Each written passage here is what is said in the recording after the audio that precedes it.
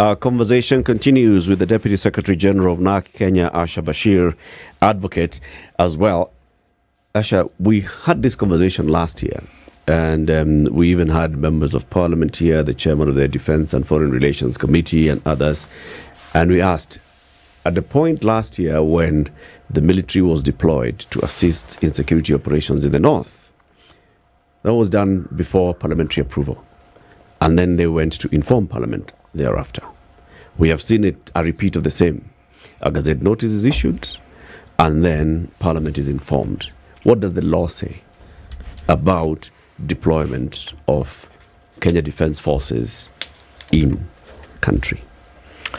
Eric, like I said, the biggest crisis we have as a country is that we don't want to follow the law, because the law is very clear. And I would want to read perhaps what the CS Duale used in his Gazette notice, Article B. And this is just the Constitution, 241B, and it says, shall assist, Defence Forces shall assist and cooperate with other authorities in situations of emergency or disaster and report to the National Assembly whenever deployment in such circumstances, and may be deployed to restore peace in any part of Kenya affected by unrest, instability, with the approval of the National Assembly. Now, the biggest challenge we have as a country, like I said, again, we go back to the law. First of all, the protests is not the first in the history of Kenya. That I have to be very clear. This is something, it's an irony when the executive decides to send police to Haiti and release KDF to young people on the streets who are just simply saying, reject the finance bill. There was no emergency, in my opinion, that warranted that. Whatever happened on Tuesday, is something that the police could handle. There was nothing special to call the military to come and do, number one. So we have misplaced priorities. Number two, it is interesting even to see how Parliament, the CS gazettes that in the evening, and in the morning they hurriedly do it in a record of 30 minutes. Now, when that was tabled, things that should be tabled, these are matters of national interest. We are talking about the defense forces that are being released to Kenyans. We expected, and the provisions are very clear, that the CS, as they table this, would then stipulate the background on why the KDF should be on the Kenyan streets, where the deployment will take place, so that you don't wake up in the morning and you leave Spice FM and you find KDF at the door. Yeah. Then number three, we need to know the period, the length at which this operation that the KDF will be on the streets, in the Kenyan streets, how long will that take? That was not followed. What we saw was members of Parliament hurriedly not allowing room for debate, because it's very clear. If you table a motion, what is the essence of tabling a motion that Kenyans cannot debate? And I say Kenyans because those members of Parliament derive their authority from Kenyans. So if your member of Parliament goes to Parliament, in a span of 30 minutes, we are talking about an issue of national importance. You're in a hurry to pass this thing as if it's something wrong. In the first instance, there was nothing wrong in tabling it. If at all your conscience is clear, table it and give members of Parliament and live coverage. Let us as Kenyans see, because that's our right, see how this debate unfolds. But most importantly, for me, my worry was the blanket, the absolute disrespect to the rule of law, and the throwing of the statement that now we are deploying Kenya Defence Forces. There was no disaster, Eric. If it was flooding or anything else, I would say there's a disaster. And even then, we didn't see that. And even that, we didn't see. At the time that the country was going through disaster, we didn't see. But because our priorities are wrong, and this regime has a problem of not listening to Kenyans, because even the issue of Haiti and the police, the matter is in court. But maybe. Let's just flip the coin and maybe let's play the devil's advocate here. Yes, please By do. Tuesday evening, when Ednah Duale was publishing the Gazette notice, what had happened, if it was in America, they'd have used the word insurrection. Okay? There was an invasion of Parliament, the institution of Parliament. There was an invasion of the institution of the judiciary by people going into the Supreme Court building and others. Okay? The president used the word treason, treasonous events, and saying, because of what we have seen, this is an attack on our democracy. The president said that. It's an attack on our democracy, and an attack on our institutions that are the bedrock of that democracy. This is unprecedented. What constitutes an attack on our institutions, really? Something like that. an insurrection. Something like a disobedience of it. If that represents a disobedience, yes, but where else do we witness a disobedience, a total abrogation of the Constitution, a total manipulation of the Constitution? Where else do we see it? So if that is treasonous and we follow that trend of thought, then there are many other people who have actually been treasonous. So where do we start and where do we stop? Now that is what about city? What about the other guys? What about but let's deal with the matter at hand. But you see, Eric, on this matter at hand, was there public incursion into the institution of Parliament? Before the protest on Monday, the cabinet secretary, who is actually an advocate, comes out and says, I will respect, I will do this. Eric, what is hard about you allowing, you debate inside there. Remember, these are public properties. Parliament is not a property owned by one person. It is not a reserve of an individual. It is our own taxpayers' money that actually put these people there, first of all. So what stops the government from respecting the rule of law? Had they not thrown tear gas or shot at people? Because what we are receiving, the information we're receiving is that there were people who were shot even before they came to Parliament. Okay? Right. Yep. Yeah? So if you decide to go on a war with your own citizens, you come the day before and say, you know what, we are peaceful. We are okay. We will respect the law. Then the next day, you stroke. What was hard about this regime allowing the young protesters to just camp outside Parliament and you do your business and let the police officers, because they're doing their job, put a buffer zone at the gate, and these people just pitch camp outside there and listen? What was the worst that could have happened? The minute you start shooting, the minute you start throwing tear gas, you're the one actually provoking these Kenyans. What I can say as a Kenyan, it was a provocation. Because there were people even on the top. Someone was shooting from the top of the Parliament. What did you expect these young people to do? You're shooting at us. We have the right to defend ourselves.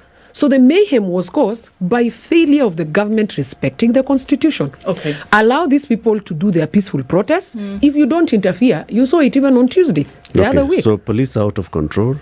Citizens also got out of control. Bring the military to bring control. But I want this very clear, that it's not all police officers, because again, it's a section. That was shooting. Let's also not be insensitive to that. There were others who were very polite and just doing their duty as per the law.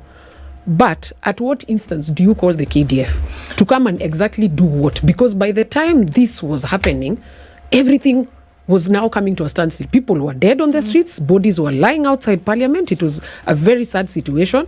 The police are there. So you send police to Haiti, but you want to unleash KDF to young people. Can I ask a question by way of definition, and maybe it will help us, because there's certain terms that were then being thrown out here. What's the difference then between a security emergency and a state of emergency? Because we were very clearly from the CS's Gazette that Kenya was in a security emergency.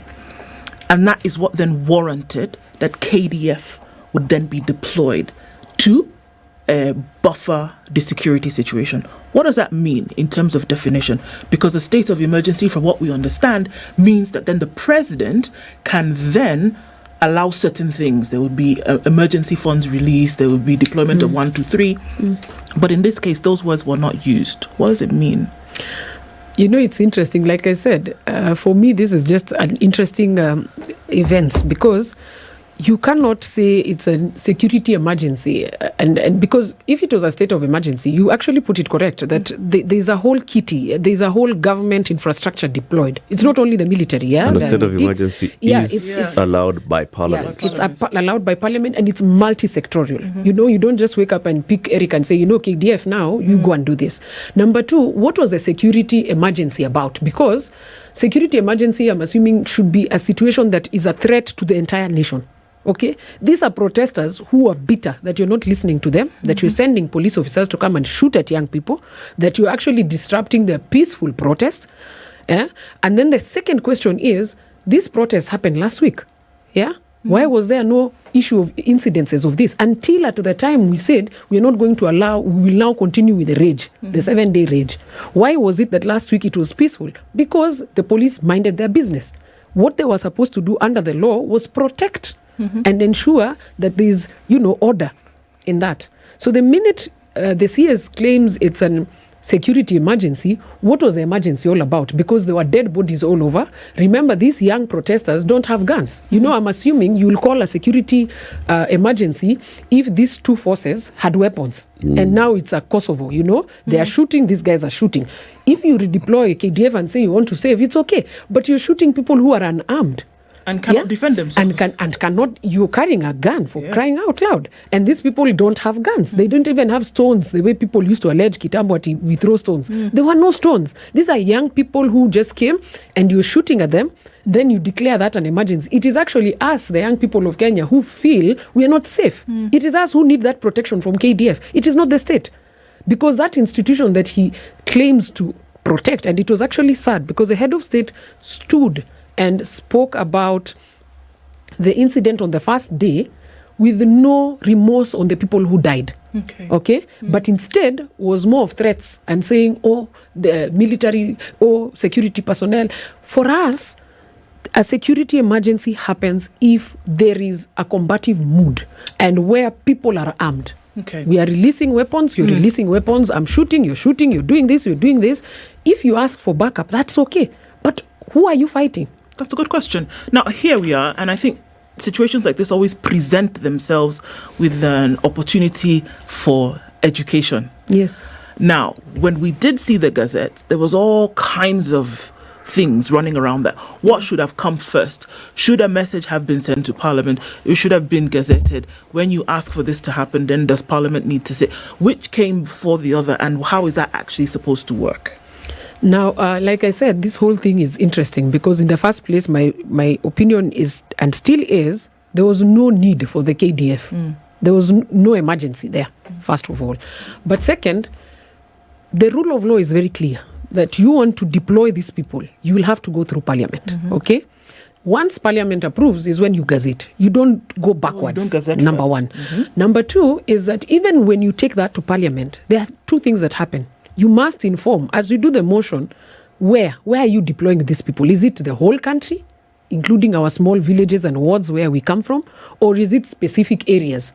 And to what extent and how many days should this operation continue? Okay? And what is the background? What is the rationale for having these people?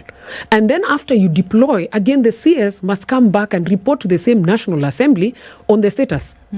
Okay? So the problem is we usurp. We worked with emotions. We wake up and see, oh, they actually went to Parliament. For us now, because of status quo, we say now we are scared. So what do? Go and then hurriedly do things. Because when you look at yesterday how parliamentarians acted, it is quite sad. Because it was like pass, rubber stamp what the executive is saying. And you could see, up to now, we do not know as Kenyans, for how long do we have KDF around? Why are they being removed from their military barracks? To come and do what exactly? How many officers? And how many officers? And where? And where? So do I expect if I leave here Spice and go to the market, will I find these people at the market?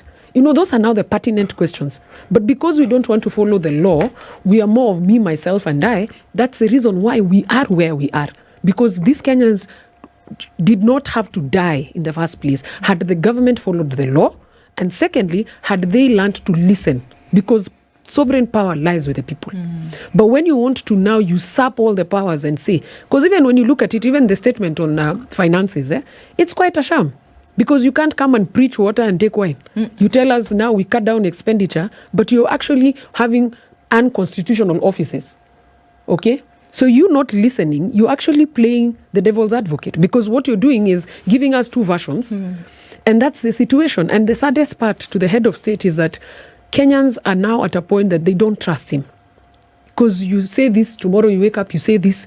The previous night, the tone was different. Within a span of 24 hours, 2 press conferences, different tones. So for me, the rule of law is not being respected. And that, Eric, is where the buck stops. That's where we are failing as Kenyans.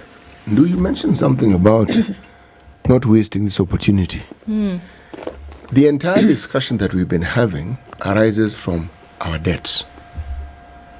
We borrowed, we are told that the damage of this debt requires us to pay up to 70% of what it is that we earn and that we have, isn't it? Is the conversation around our debt now lost? Because there are many things around debt. Are we really paying what we ought to pay? I mentioned yesterday, this debt, I wonder, it never reduces. I mean, surely if I owe you 100 shillings and I pay you 10 today, tomorrow I owe you 90. It never reduces. Because every time it is mentioned, government officials tell you how we've reduced it, and it's in the trillions. They say, this is good. Then you mention the debt, it's exactly where we were before. I understand the dollar thing in Majiga and the Kenya shilling, that and I get. But this story didn't start then. This story started before. Are we saying that if we actually follow the Constitution and all the government officials around the debt management and people who are supposed to a debt register where we know where we are and what it is we're paying for, if this conversation was had and we could actually see it, would we at least have started on the path of sorting out this big issue that we have? Because somewhere along the line, what I see, and from what you're saying, there are people who seem very vested in ensuring that we keep chasing our tails, that the discussion becomes something else other than what we ought to be discussing. So for me, I like that you raised that. I was, as a country, we've worked and championed so hard for our political rights. I mean, that's why we can actually go to the street and have those freedoms. But while we were doing that, in the second phase, and that's where we are now fighting for liberation on our economic rights. That's the position we are in. It's no longer political rights, it's more of the economic rights. We are in a situation where both the former regime and the current regime have decided to usurp their powers. And like I said, again, we go back. People don't want to respect structures. For me, the issue as a young Kenyan is not even the finance bill that now has been reverted back to Parliament. The issue is accountability, number one. Number two is our financial situation as a nation. What is it that we are collecting? What is it that is going to debt? And this monster, because it's an umbilical cord that we must cut, this monster called debt, how did we get here? Because when the former president, Mwai Kibaki, may his soul rest in peace, left the country, we could see the economic transformation in this country. So where did we now start picking debts that have, one, don't reduce. Two, there's no accountability. We are not told how much this money went to, what it did. And these debts, remember, debts are only taken for long-term and mid-term on development, not to pay Eric or Asha, for example, okay?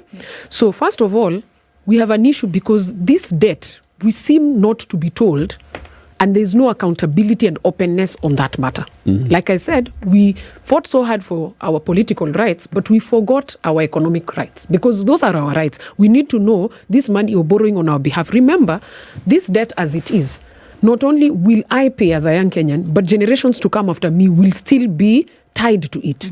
So it is like we are passing a generation to a generation debt. Okay?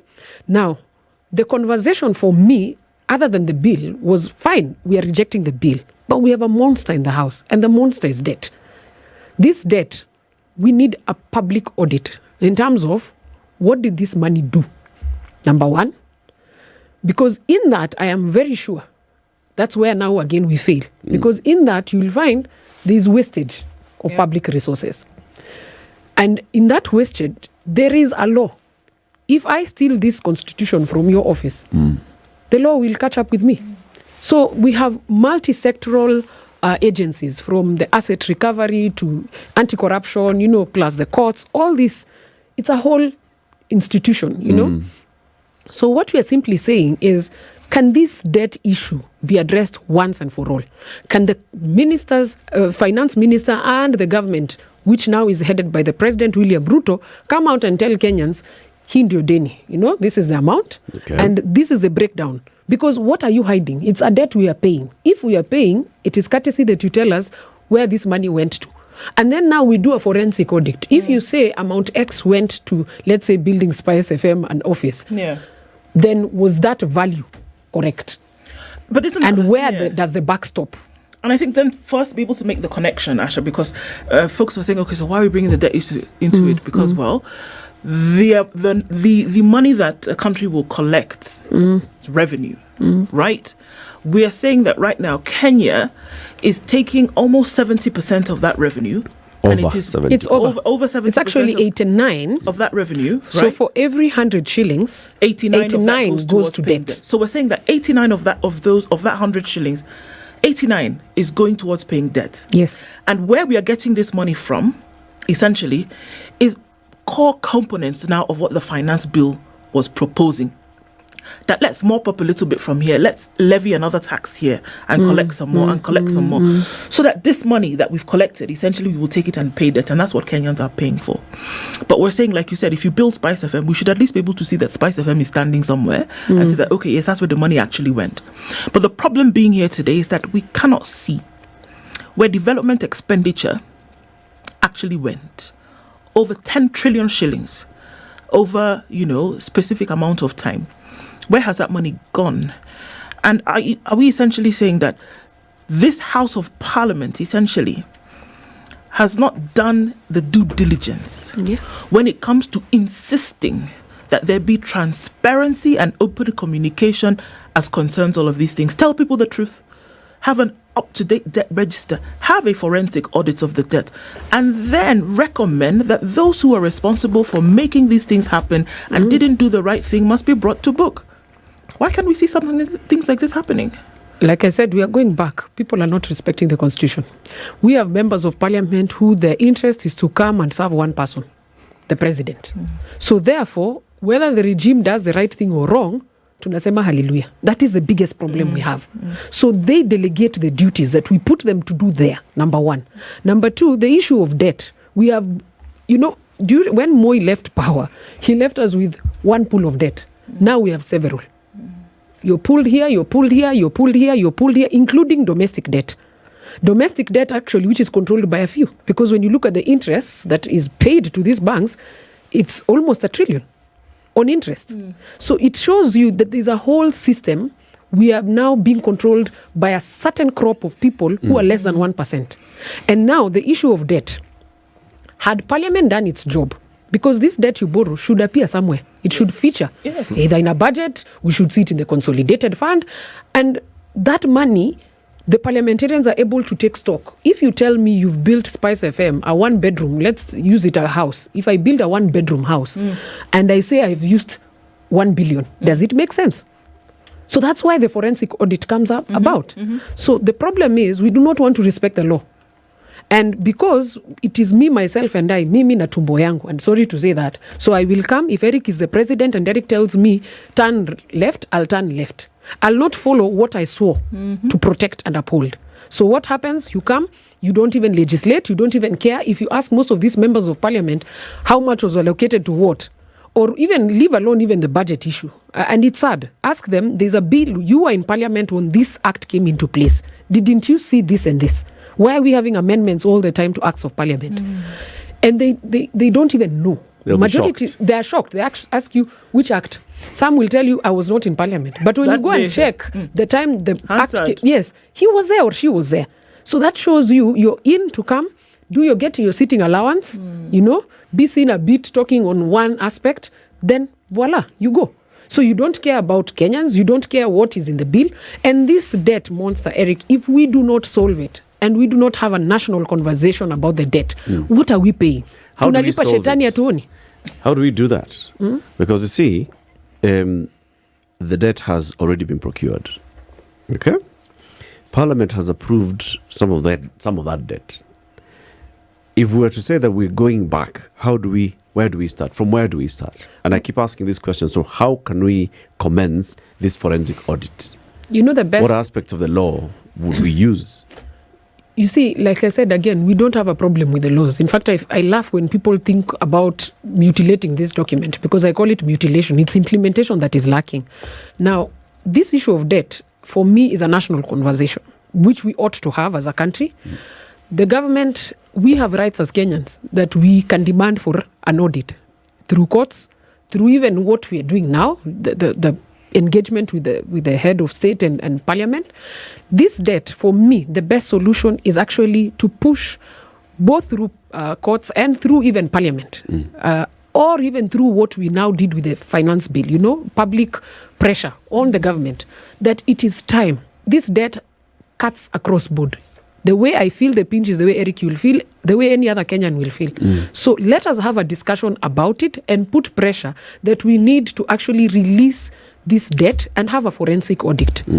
If Eric took some amount of money from that debt, then you be held liable. You cannot make Kenyans suffer because we want to appease you. So this issue of debt, my recommendation would be, let's have a national discussion. Let us endeavor to fight for our economic rights, because the political rights are gone. And as such, once we have that national conversation and we say, now this is the amount that was borrowed and an audit is done, where did this money go? Who took this money? We have entities. Why are we paying anti-corruption? What is the work of the Kenya Anti-Corruption Commission? What is the role of judiciary? What is the role of asset recovery? Because if my sister here looted and said, I've built a one-bedroom house and took 1 trillion shillings, she should not only be arrested, but asset recovery should move in to secure what is left. And she should now face the full force of the law. But when we don't do that, what we do is appease a certain crop, but you want to push down that burden to Kenyans who do not even know, which is not fair. I come back to what I said, it's selective justice. Asha, thank you for joining us today. Asha Bashir is the Deputy Secretary General of Narc-Kenya. She's an advocate. She's been our guest for this hour. This is the Situation Room, the only way to start your day.